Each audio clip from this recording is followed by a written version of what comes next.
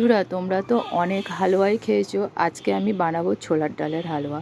তো প্রথমে ছোলার ডালটাকে কিছুক্ষণ জলে ভিজিয়ে রাখতে হবে, তারপর সেটাকে সিদ্ধ করে ভালো করে মিক্সিতে ঘুরিয়ে নিতে হবে।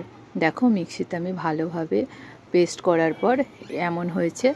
এবার এটাকে তুমি ভালোভাবে যতটা থাকবে পুরোটাই করে নিলে, তারপর এটাকে কড়াইতে একটু ঘি দেবো। ঘি দিয়ে ভালো করে এটাকে নাড়বো একদম যতক্ষণ না এটার কালার ব্রাউন হয়ে যাবে।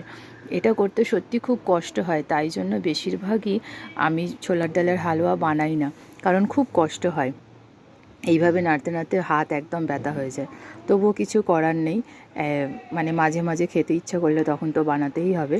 তো খুব ভালোভাবে নাড়ার পর দেখো কালারটা আমার অনেকটা ব্রাউনের মতন চলে আসবে। তারপর আমি একটুখানি জল দেবো।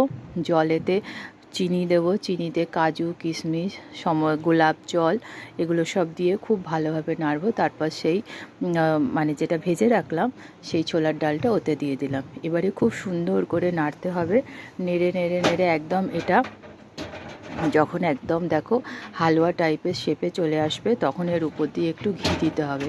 ঘি দেওয়ার পরে ঘি দেওয়ার আগে দুধ দিতে হবে।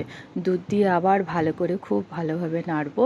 নাড়ার পরে এবার এতে তোমাদের ঘি দিতে হবে। ঘি দিয়ে আবার সুন্দরভাবে সেই একই পদ্ধতিতে নেড়ে যেতে হবে। ছোলার ডাল করতে খুব কষ্ট হয়, ছোলার ডালের হালুয়াটা বানাতে। তো এইভাবে করার পরে দেখো আমাদের হালুয়া প্রায় রেডি। তো তোমরা অবশ্যই জানিও যে তোমাদের রেসিপিটা কেমন লাগলো। আর তোমরা বানিয়েও খেতে পারো, সেটা আরও টেস্টি হবে তোমরা নিজেরাই যখন খেতে পারবে। তো এইভাবে আমি আজকে আমার ছোলার ডালের হালুয়াটা বানালাম। তোমরা অবশ্যই কমেন্টে জানিও যে কেমন লাগলো। আর বন্ধুরা, আজকে